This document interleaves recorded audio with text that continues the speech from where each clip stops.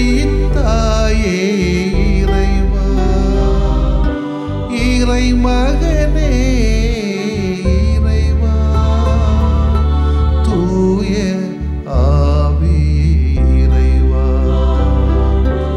உம்மை புகழ்கின்றோ. அன்புருவான இறைவா, அகிலம் காக்கும் இறைவா, அமைதி அருளும் இறைவா, உம்மை போற்றுகின்றோம். நெஞ்சில் சுமக்கும் இறைவா, நீதியில் நிறைவே இறைவா, சுமை தாங்கியே இறைவா, புகழ்ந்து போற்றி ஆராதிக்கின்றோம்.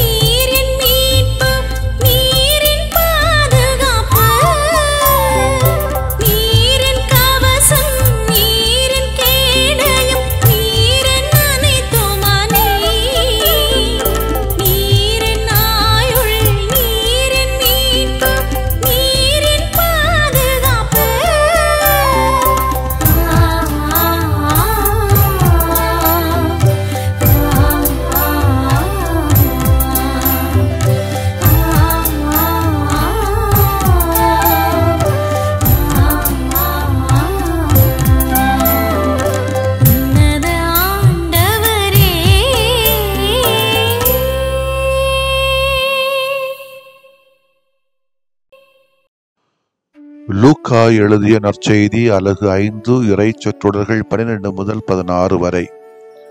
அக்காலத்தில் இயேசு ஒரு ஊரில் இருந்தபோது உடலெல்லாம் தொழுநோயால் பாதிக்கப்பட்டிருந்த ஒருவர் வந்தார். அவர் இயேசுவை கண்டு அவர் காலில் விழுந்து, ஆண்டவரே, நீர் விரும்பினால் எனது நோயை நீக்கவுமால் முடியும் என மன்றாடினார். இயேசு கையை நீட்டி அவரை தொட்டு, நான் விரும்புகிறேன், உமது நோய் நீங்குக என்றார். உடனே தொழுநோய் அவரை விட்டு நீங்கிற்று. இயேசு அவரிடம், இதை யாருக்கும் சொல்ல வேண்டாம். நீர் போய் உம்மை குருவிடம் காட்டி நோய் நீங்குவதற்காய் மோசே கட்டளையிட்டுள்ள காணிக்கையை செலுத்தும். நீர் நலமடைந்துள்ளீர் என்பதற்கு சான்றாகும் என்று கட்டளையிட்டார். ஆயினும் இயேசுவை பற்றிய செய்தி இன்னும் மீதியாக பரவிற்று. அவரது சொல்லை கேட்கவும் தங்கள் நோய்கள் நீங்கி நலம் பெறவும் பெருந்திரளான மக்கள் அவரிடம் கூடி வந்து கொண்டிருந்தார்கள். அவரோ ஆள் நடமாட்டமில்லாத இடங்களுக்கு சென்று தனித்திருந்து இறைவனிடம் வேண்டி வந்தார். ஆண்டவரின் அருள்வாக்கு. இறைவா, உமக்கு நன்றி. கிறிஸ்து இயேசுவிலே பிரியமுள்ள சகோதர சகோதரிகளே, காலில் விழுவது பெரிய சாதனையோ சாமர்த்தியமோ என்னுடைய பார்வையிலே அல்ல. விழுந்து கிடப்பவனை அள்ளி அணைத்து தூக்கி ஆளாக்கி விடுவதுதான் சாதனையும் சாமர்த்தியமும். அந்த தொழுநோயாளி காலில் விழுந்தான். அவன் நோயாளி. விழுவது அவன் தேவை, அவன் இயல்பு. இன்று காலில் விழுவதும் விழுந்தவனை கண்டுகொள்ளாமல் இருப்பதும் கௌரவமாக மேடைகளிலே அரங்கேறிக் கொண்டுதான் இருக்கிறது. நீ அவர் காலில் விழ காத்திருப்பவர் அல்ல, உன் தெய்வம். யாருடைய காலில் விழவும் கை நீட்டி காத்திருக்கும் நிலையை காணவும் கனவும் விரும்பாதவர் உடனே தன் கையை நீட்டி தாங்கி நல்வாழ்வுக்கு வழிநடத்துவார். அவரை காணுகிற முயற்சியில் உடனே இறங்குக வேண்டும். நமது கஷ்டங்கள், நஷ்டங்கள், பாரங்கள் தலைக்கு மேல் போகும் வரை காத்திருக்க வேண்டிய தேவையில்லை. உடல் முழுவதும் தொழுநோய் பரவிய பின் இயேசுவின் காலில் விழ காத்திருக்க வேண்டாம் என்றும் எப்பொழுதும் இயேசுவை காண்போம். அன்றே அப்பொழுதே அவர் நம்மை குணமாக்குவார். இதுதான் இன்றைய வாசகத்தினுடைய அழைப்பு. இன்றைய வாசிக்கப்பட்ட இறைவாக்கு பகுதியிலே இயேசுவை பார்த்து தொழுநோயாளி, நீர் விரும்பினால் குணமாவேன் என்று சொல்கிறான். இயேசு தாமதிக்கவில்லையே, உடனடியாக விரும்புகிறேன் குணமாகி என்று சொல்கிறார். இயேசு தாம் நோயிலும் துன்பத்திலும் அவதி வர வேண்டும் என்று ஒரு நாளும் நினைத்ததில்லை. நினைத்தால் அவர் தெய்வமாக இருக்கவும் முடியாது. நாம் நன்றாக வாழ வேண்டும், இருக்க வேண்டும் என்றுதான் விரும்புகிறார். இவரே இந்த உலகத்திற்கு நாம் நன்றாக இருக்க வேண்டும் என்பதற்கான மனிதனாக வந்தார். நாம் குணம் பெறுவதற்கு வாய்ப்பு இருக்கிறது போதெல்லாம் அவர் குணம் கொடுத்தார். ஓய்வு நாள் என்று கூட பார்க்கவில்லை. அதனால் தான் பலரது எதிர்ப்புகளையும் ஏளனங்களையும் சந்திக்க வேண்டி வரும் என்பது பற்றி கூட அவர் கவலை கொள்ளவும் இல்லை. நன்மைத்தனம் என்றால் நினைத்த மாத்திரத்திலே அதை செய்து முடித்தார். பல வேளைகளில் நாம் கடவுள் எனக்கு துன்பத்தை கொடுக்கிறார், நடக்கின்ற அனைத்து நிகழ்வுகளுக்கும் கடவுள்தான் காரணம், ஒவ்வொரு நாளும் இறப்பு வாழ்க்கையில வந்து கொண்டே இருக்கிறது என்று பதில் தெரியாமல் திணறிக் கொண்டிருக்கிற போது கடவுளை பதிலாக நினைக்க ஆரம்பிக்கிறோம். ஆனால் அது உண்மை அல்ல. கடவுள் தாம் அனைவரும் மகிழ்ச்சியாக நன்றாக இருக்க வேண்டும் என்றுதான் நினைக்கிறார். நமது வாழ்விலும் மற்றவர் நன்றாக இருக்க வேண்டும் என்கிற பரந்த மனப்பான்மையை நாமும் தானே வளர்த்து கொள்ள வேண்டும். இன்றைக்கு உலகம் சுருங்கி போய்விட்டது. உலகத்தோடு மனித மனங்களும் சுருங்கியே போய்விட்டது. அடுத்த வீட்டில் எது நடந்தாலும், அடுத்த அறையில் கொலையே நடந்தாலும் நாம் பாதுகாப்பு இருந்தால் மட்டும் போதும் என்கிற மோசமான மனநிலை இன்றைய சமூகத்திலே, குடும்பங்களிலே மலிந்து போய்விட்டது. அதுக்கு சில காரணங்கள் இருக்கவும் செய்கிறது. அதை நியாயப்படுத்த நான் விரும்பவில்லை. அந்த அளவுக்கு இந்த சமூகம் சென்று கொண்டிருக்கிறது என்று பார்க்கிற பொழுதுதான் மனதுக்கு வேதனையாக இருக்கிறது. இந்த மனநிலை மாற்றம் பெற வேண்டும். அந்த நோய், இந்த நோய் என்று சாதி பார்த்து, நோய் பார்த்து, கலரை பார்த்து, பொருளாதார நிலையை பார்த்து மனிதர்களை ஒதுக்கி வைப்பது நம்முடைய கிறிஸ்தவத்துக்கு அழகல்ல. எப்பொழுது எது யாருக்கு தேவை என்று நினைக்கிறோமோ அதை அப்பொழுது அவருக்கு சட்டங்களை தாண்டி சகோதரத்துவ மனப்பான்மையிலே செய்வதுதான் நம்முடைய கிறிஸ்து ஆண்டவர் இயேசு நமக்கு கற்றுத்தருகிற பாடம். காரணம், நாம் யாவரும் ஒரே கடவுளின் அன்பு செல்ல பிள்ளைகள் என்கிற பரந்த உணர்வை இயேசுவிடமிருந்து நாம் கற்றுக்கொள்ள வேண்டியிருக்கிறது. இது எளிதாக ஒன்று வந்து விடாது. அது ஒரு பயிற்சியாக, பழக்கமாக, வழக்கமாக, பண்பாடாக மாறினால்தான் இது நமக்குள்ளே அது செல்லும். அப்படிப்பட்ட நிலையிலே நாம் தொடர்ந்து இந்த ஜூபிலி ஆண்டிலே பயணிப்போம். ஆமேன். மன்றாடுவோமாக. அன்பின் உறைவிடமே இறைவா, உம்மை போற்றுகிறோம். நாங்கள் நலமோடு மகிழ்வோடு வாழ வேண்டும் என்பதே உமது விருப்பம் என்று அறிந்து உமக்கு நன்றி சொல்கிறோம். எங்களது நலம் குறைந்த நாட்களில், துன்ப வேளைகளில் நம்பிக்கையோடு உம்மை நாடி வருகிற எங்களுக்கு அருளை தாரும். ஆமேன். ஆண்டவரே, நீர் விரும்பினால் எனது நோயை நீக்க உம்மால் முடியும். நான் விரும்புகிறேன், உமது நோய் நீங்குக.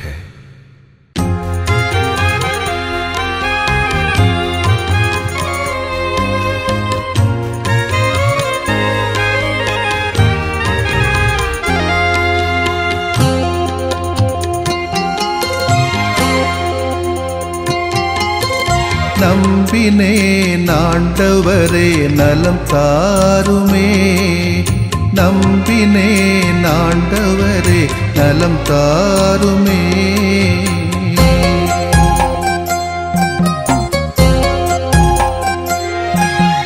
உடல் வலியின் வேதனையா உள்ளம் சோர்கிறேன். உம் கரங்கள் தொட்டாலே நலம் பெறுவேனே. உடல் வலியின் வேதனையால் உளம் சோர்கிறேன். உம் கரங்கள் தொட்டாலே நலம் பெறுவேனே.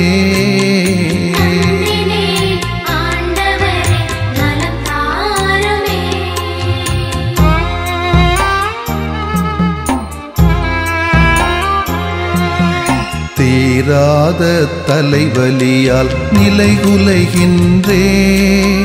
தலைவாவும் பாதத்திலே தலை சாய்க்கிறேன். தீராத தலைவலியால் நிலைகுலைகின்றேன். தலைவாவும் பாதத்திலே தலை சாய்க்கிறேன்.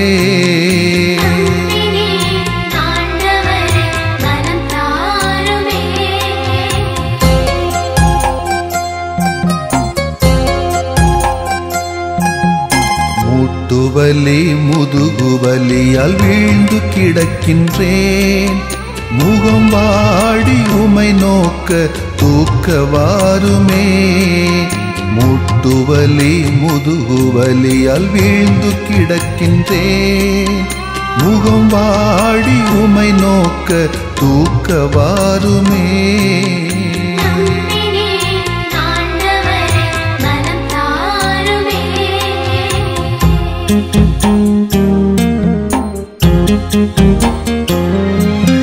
நுரையீரல் இதய நோயால் நொந்து தளர்கிறேன். நல்ல தேவா, உம் இரக்கம் இறந்து கேட்கிறேன். நுரையீரல் இதய நோயால் நொந்து தளர்கிறேன். நல்ல தேவா, உம் இரக்கம் இறந்து கேட்கிறேன்.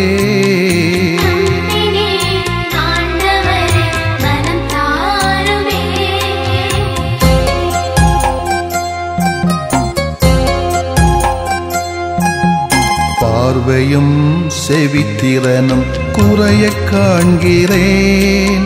பாசமான தெய்வமே, என்னை பாருமே. பார்வையும் செவித்திறனும் குறைய காண்கிறேன். பாசமான தெய்வமே, என்னை பாருமே.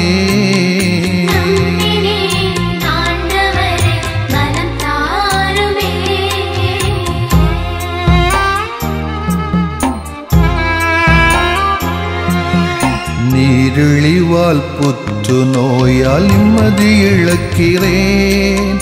நீரேவும் வல்லமையால் குணம் தாருமே. நீரிழிவால் புற்று நோயால் நிம்மதி இழக்கிறேன். நீரேவும் வல்லமையால் குணம் தாருமே.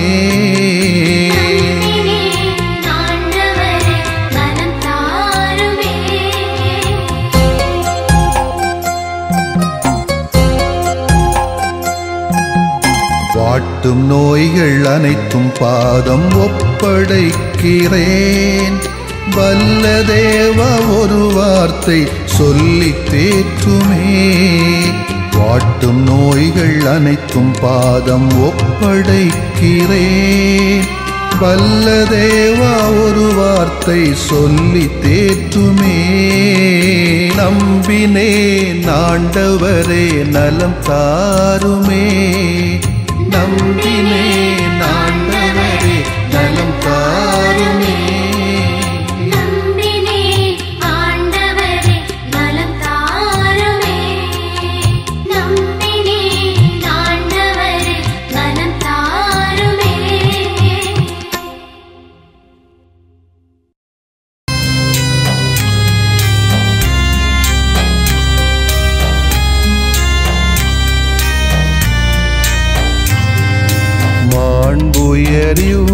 அருளடையாளத்தை தாழ்ந்து பணிந்து ஆராதிப்போம். பழைய நியம முறைகள் அனைத்தும் இனி மறைந்து முடிவு பெறுக. புதிய நியம முறைகள் வருக. புலன்களாலே மனிதன் இதனை அறிய இயலா. குறைகள் நீக்க நம்பிக்கையின் உதவி பெறுக.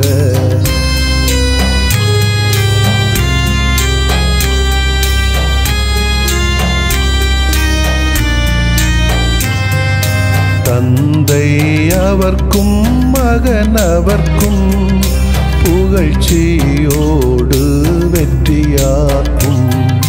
மீட்பின் பெருமை மாட்சிமையோடு வலிமை வாழ்த்து யாவுமாக. இருவரிடமாய் வருகின்றவராம் தூய ஆவியானவர்க்கும் அளவில்லாத சமப்புகழ்ச்சி என்றுமே உண்டாகுக. ஆமென்.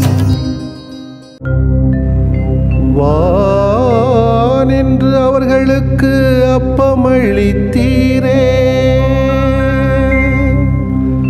இனிமையெல்லாம் தன்னகத்தில் கொண்ட அப்பம் இதுவே. மன்றாடுவோமாக. இறைவா, இந்த வியப்புக்குரிய அருளடையாளத்திலே உம்முடைய பாடுகளின் நினைவை எங்களுக்கு விட்டு சென்றீ. உம் திருவுடல் திருரத்தமாகியவற்றின் தூய மறைபொருளை வணங்கும் நாங்கள்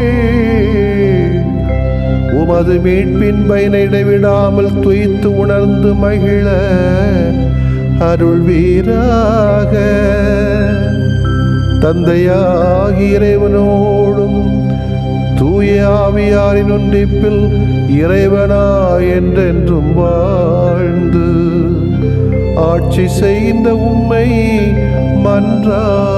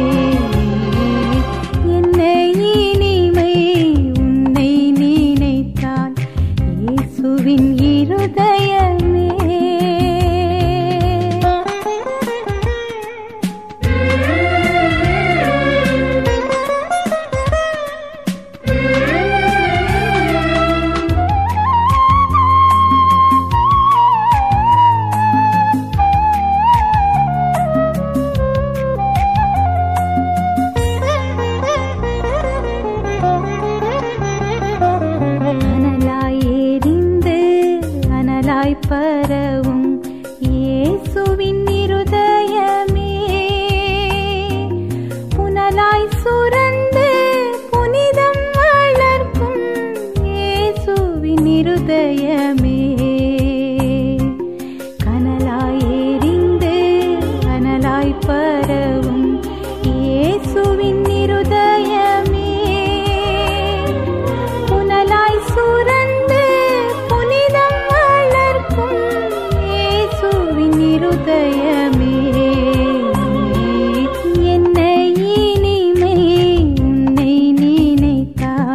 இயேசுவின் இருதயமே என்னையே ஆளும் மன்னவன் நீயே இயேசுவின் இருதயமே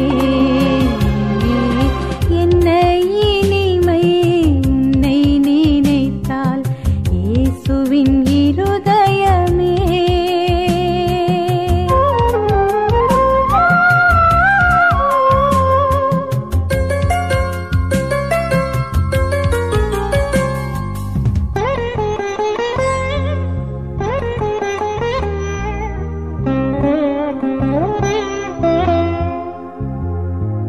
தூயவர் வாழும் ஆலயமாகும் இயேசுவின் இருதயமே பாவியர் தேடும் புகலிடமாகும் இயேசுவின் இருதயமே தூயவர் வாழும் ஆலயமாகும் இயேசுவின் இருதயமே